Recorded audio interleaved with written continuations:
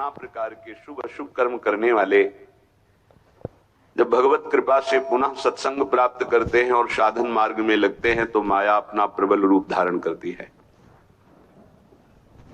या तो ऐसी अनुकूलता प्रदान करती है कि वो भूल जाए, और या ऐसी प्रतिकूलता झोंक देती है कि उसको लगता है कुछ नाम जपने से नहीं, कुछ साधन करने से नहीं, दुख तो वैसे ही घेरे हुए है।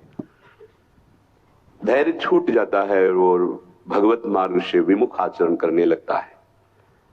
इसलिए उपासक को बहुत सरल ढंग से समझना चाहिए कि पुरानी फसल यदि बाजरा बोई है और बाजरा की रोटी मिल रही तो अगली फसल गेहूं बो दिया तो कल ही नहीं रोटी बना लोगे।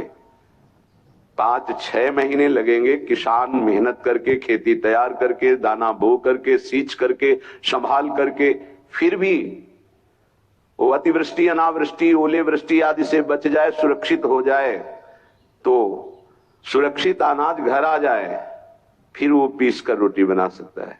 तुम अनंत जन्मों से मनमानी आचरण करते रहे, आज नाम शुरू किया है तो वो तूफान नहीं उठेगा, नष्ट करने के लिए वो अपना स्वरूप धारण करेगा। उसकी गुलामी सहते रहे हो अभी, काम क्रोध लोभ मोह मद मत्सर। अब तुमको धैर्य पूर्वक नाम को पकड़े रहना। जैसे आंधी चले तो हम पहाड़ का आश्रय ले लें, हटे ना इधर उधर, तो आंधी तूफान पहाड़ को नहीं उड़ा सकती। ऐसे ही श्री भगवान कह रहे मामेव ए प्रपद्यन्ते माया में ताम तरन्ते। माया का तूफान आएगा पर तुम मेरे चरणों को पकड़े रहना, छोड़ना नहीं। पर ये जिनका मलिन हृदय है ना, वो सोचते हैं 4 दिन नाम जप करेंगे सारे दुख मिट जाएंगे। हाँ, पक्का मिट जाएंगे, जड़ से मिट जाएंगे, पर धैर्य पूर्वक जीवन को आगे बढ़ाओ। भगवत विमुख होने से तुम्हारा मंगल ही अमंगल है, भगवत सन्मुख होने पर मंगल ही मंगल है। थोड़ा धैर्य धारण करो, तुम्हारी ये फसल तैयार हो जाए, फिर देखना आनंदित हो जाओगे। पर ये कुसंग मन का और तन का, ये दोनों परमार्थ में टिकने नहीं देते। जहां ऐसे मित्र जन मिले जो गलत आचरण करने वाले होते हैं, वो पूछते हैं तुमने शराब छोड़ दिया, मांस छोड़ दिया, तुम नाम जप करने लगे, कुछ लाभ हुआ? अरे कुछ नहीं होने वाला, तुम देख लो करके। उसके दिमाग में माया तो आक्रमण किए ही है। तत्काल नकारात्मक भाव आ जाता है कि नहीं नहीं, भगवत मार्ग में कुछ नहीं मिला, ठीक कह रहे हो, तो आओ हमारे संग फिर हो जाओ। फिर वो माया के मलिन आचरणों में उतर जाता है। वो संत द्रोह, भगवत द्रोह उसके हृदय में अपना स्थान बना लेता है। फिर जन्म जन्मांतर, युग युगांतर कब अवसर आएगा भगवत मार्ग में चलने का। इसलिए जिनको सत्संग मिला है, जिनको नाम जपने का सौभाग्य मिला है, उनको बहुत धैर्यवान होना पड़ेगा। इसको ऐसे पकड़ना होगा कि जैसे हम बहुत बीमार हैं और इस औषधि के सिवा हमारा कोई रास्ता नहीं बचने का, अब हमको ये औषधि खानी ही है। जा सुनाम भव भेषज हरनि घोर त्रिशूल, तीनों तापों का नाश करने की सामर्थ्य और संसार समुद्र से पार करने की सुदृढ़ नौका, भावरोग की अचूक औषधि नाम है। हमारा भाव बने न बने, भाव बिगड़ जाए, कोई बात नहीं, तुम नाम मत छोड़ना, हमारी प्रार्थना मानना, नहीं तो ये तूफान माया का आपको उड़ा ले जाएगा, परमार्थ में नहीं खड़ा होने देगा। बहुत धैर्य पूर्वक दीर्घ काल तक चला जाता है। धैर्य कहते हैं लाभ मिले ना मिले, हानि मिले, अपमान मिले, सम्मान मिले, हम किसी भी स्थिति में अब नाम नहीं छोड़ सकते। वो जीत जाएगा माया से। विपक्ष बहुत जोरदार है, आप क्या समझते हो? आप भगवान के अंश हो, ये भूल चुके हो, लेकिन वो नहीं भूली, वो भगवान की शक्ति है। भगवान कह रहे हैं मम माया दुरत्य, मम माया, मम मेरी है। जैसे ममैवांशो आपको बोला तो विपक्ष को भी बोला मम माया। अब आपको सावधान करने के लिए भगवान ही संत, गुरुदेव, शास्त्र इस रूप में संबोधन करते हैं। तो अगर आप इनकी बात मान जाओगे तो माया भगवती कृपा करेंगे और अपना प्रभाव समेट लेंगी। और यदि आप इनकी अवहेलना उल्लंघन करोगे तो फिर उनके प्रभाव से बड़े बड़े ज्ञानी परास्त हो गए हैं।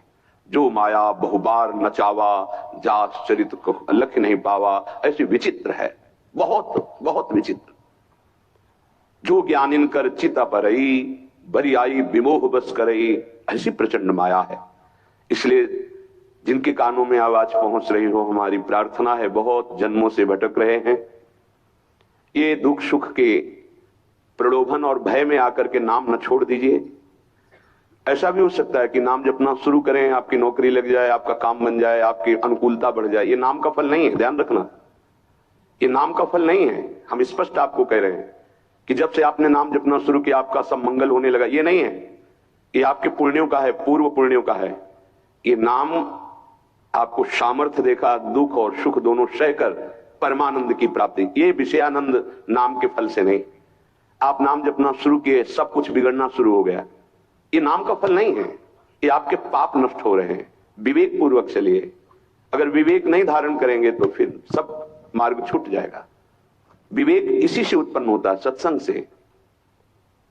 जहां विवेक जागृत हुआ वो आपको टिका देगा परमार्थ में, नहीं तो बहुत बलवती भगवान की माया है। जब लोगों के विचार सुने तो लगता है कैसे निकल पाएंगे इस माया से। आप निकलना ना चाहे तो किसी की सामर्थ्य नहीं कि आपको निकाल सके। स्वयं श्री भगवान आपके हृदय में बैठे हैं। क्या हो रहा है? दुर्गति हो रही। क्यों? क्योंकि आप नहीं निकलना चाहते, इसलिए। भगवान हृदय में बैठे हैं, नहीं निकल पा रहे हो, बात मान लो। आप निकलना चाहो तो निकल सकते हो, आप न निकलना चाहो तो किसी की ताकत नहीं कि आपको इस माया प्रपंच से निकाल सके। इसलिए आपसे प्रार्थना है कि आप निकलने की कोशिश कीजिए।